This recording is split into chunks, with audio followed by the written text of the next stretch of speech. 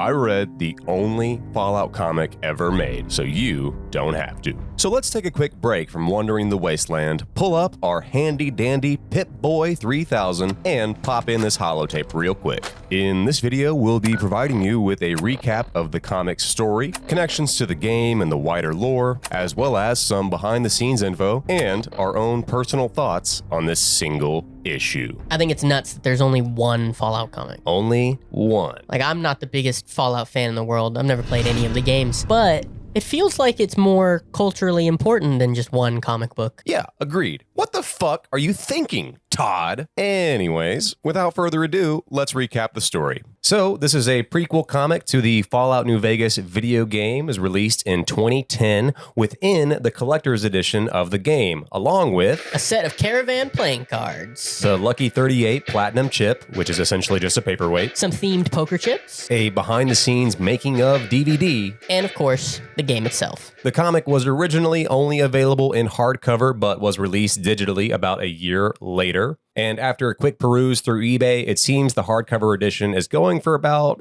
50 to 80 bucks on average. We open up this prequel comic seemingly a few days before the events of the game. The comic follows a handful of characters, most of which are featured in the game, like New Vegas gangsters Benny and his right-hand man Swank, along with a couple of prominent members of the Great Khans, Jessup and McMurphy. Your character in the game actually meets Jessup and McMurphy when you enter Boulder City pretty early on in the game, but by that point McMurphy is already dead. We're also introduced to a character created specifically for this comic, Chance, also affiliated with the Khans. And if there's anything that I appreciate when we do these videos, it's looking at a beautiful man. Looking at a beautiful man, and Chance, he fits the bill. And while he is technically not in the game, you can still visit his grave, which is just a short walk northwest of Goodsprings. You can also pick up Chance's knife. The plot opens on Benny having a smoke, looking out on the New Vegas Strip from his suite, admiring what a wonderful little wasteland town it is. We get a bit more depth into Benny's character here. Benny really appreciates his new position within New Vegas and resents the old ways he and his crew used to handle things back when they were just your average Mojave wasteland tribe. Benny has contracted Chance and the Khans for a job hunting a courier for what he is carrying. We then cut to Red Rock Canyon, where we see Chance, our previously mentioned long-haired king. Yeah, and he's baking out in the sun after a night of injecting psycho mixed with various pills. Pretty hefty drug bender. A few years prior to this comic and the game, Chance was present for the Bitter Springs Massacre. Since this event didn't take place during the game, the only context we have for it is through dialogue between your character and the other NPCs in the game. But basically, it's this conflict between the New California Republic and the Great Khans, where after the Khans kidnapped and killed 4 NCR soldiers, the NCR responded by tracking down the Khans to Bitter Springs and sniping women, children, and elderly members of the Great Khans, and then forcibly relocating them to Red Rock Canyon. After these events, Chance suffered severe PTSD at the site of fire, stopped speaking, and became a chem junkie. Chance is woken up by Jessup and informs him that they have a new job. Benny heads out to the Mojave to meet up with the Khans, and the group heads out to track down the courier.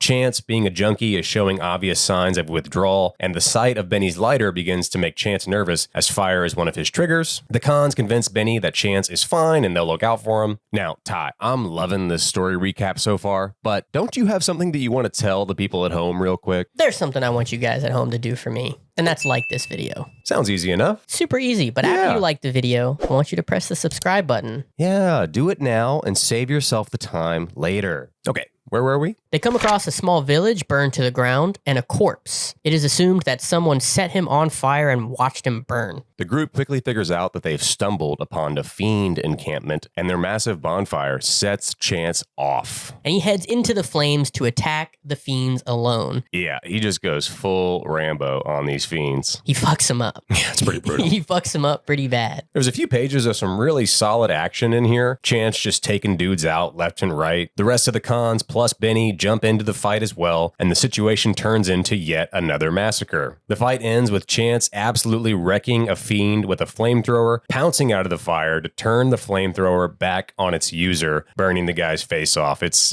pretty sick. But after this, Chance is pretty tuckered out, and he won't survive without more chems. Benny wants to leave Chance to his own devices, but he is overruled by the rest of the Khans. The Khans are indecisive, and as Chance lays down, Benny approaches him and tells him a story. Basically, Benny had a member of his gang killed. Despite everyone liking him. He killed him because the singer couldn't let go of the tribal life. Back when Benny and his crew were your average wasteland faction, they used to run with the singer, a guy who kept everybody entertained. When they got brought in to run the New Vegas Strip, the singer took up chem use and started singing songs that reminded his boys of their time out in the Mojave, reminded them of the old ways of doing things, and Benny isn't about that anymore. He's sick of the nostalgia and appreciates his new lifestyle so much more. He's so committed to rising to the top and doesn't want anything slowing him down, so he basically gets the singer to overdose on Psycho and makes it look like a suicide. And now that Chance is slowing down his current goals, he essentially does the same thing to him. When he finishes telling the story, he offers Chance a bottle of Kim to escape his thoughts, and Chance promptly drains the entire bottle. And Chance dies of an overdose. The next morning, the Khans get up, bury Chance, and make their way towards Good Springs to intercept the courier. And that's exactly where the game picks up. All right, and now I'd like to talk about some behind-the-scenes info. Ty? The comic was written by Chris Avallone, who also served as one of the writers to the Fallout New Vegas video game. He was actually the guy that pitched the idea for the story beginning with your character being shot in the head and thrown into a shallow grave. Chris Avallone had been working on Fallout for quite some time by this point in his career, as far back as Fallout 2, where he worked as a designer. He would later go on to found Obsidian Entertainment alongside Fergus Urquhart. It's a great name. Is it Fergus? Fergus. Or is it Fergus? It's spelled Fergus. That's awesome. Yeah. Where Avallone would become the company's chief creative officer. His body of work includes writing on Knights of the Old Republic 2, Pillars of Eternity, Prey, Into the Breach, and Jedi Fallen Order. Basically, he has an incredible resume. The comic features the work of Jean Diaz, known for his work on Mass Effect comics, 24 comics, The Shield, and Vampirella. 24 and The Shield have comics? They do, as I learned while researching this. But there are only 24 episodes of 24. Every season. Every season. Come on. There's probably 24 comics, right? You know who would know? Kiefer Sutherland. I don't know if he would, actually. No, he knows. He knows. Let's get him on the phone right now. Keith. Keith. I gotta call you back. What the hell's going on over there? Call you back, Senator. Yeah, so Jean Diaz, along with the work of Wellington Alves, both artists on interiors here. If I had a gripe about the art, the characters look a bit inconsistent from panel to panel sometimes. Sometimes Benny looks like Ray Liotta, sometimes he looks like Sean Connery, but it's nothing overly bothersome. Shay Liotta. Perfect. Thank you. Now that we've established that. As mentioned before, I have never played Fallout New Vegas or any of the other Fallout games. So this was my very first real introduction into the series. And I found it pretty interesting. Getting a little bit of the lore, meeting some of the characters, which prior to talking to you today, I just assumed probably were in the game, which I've now learned is 100% true. And seeing a lot of the gnarly action and just the subtle world building, I liked it a lot. This is worth reading, whether you're familiar with the games or not. Now that I've learned a little bit about the games, I like it more. Yeah, I think you're right. There's some great action in here. There's some interesting contextual information. But as somebody who has played the game, I can confirm that this comic is non-essential in the grand scheme of things. I don't think this comic will change how you view the video game or the larger narrative of this franchise. Personally, I would only recommend this to diehard Fallout New Vegas fans, and even then, I don't think it's necessary. But that's it. That's Fallout New Vegas All Roads, the only Fallout comic in existence, excluding the comics you come across in the game. I feel there's a lot going on in this universe, though, and it's ripe for some great storytelling through the medium of a comic book, but Bethesda just doesn't seem interested. They don't really have a lot of comic adaptations of their works. Have they done Elder Scrolls comics?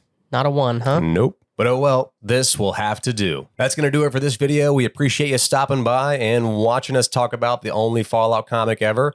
If you're interested in us talking about more comics, you can check out our I Read Every Blank comic series videos. And we got some more stuff planned very soon. So subscribe, come on back for that. And make sure to check out our brand new Discord. The link is on the channel page and in the description below. If you want to chat with us about comics, movies, pop culture, anything like that, feel free to hop in and join the discussion. We'd love to see you there. Ty, do you have anything else you'd like to add? I love you.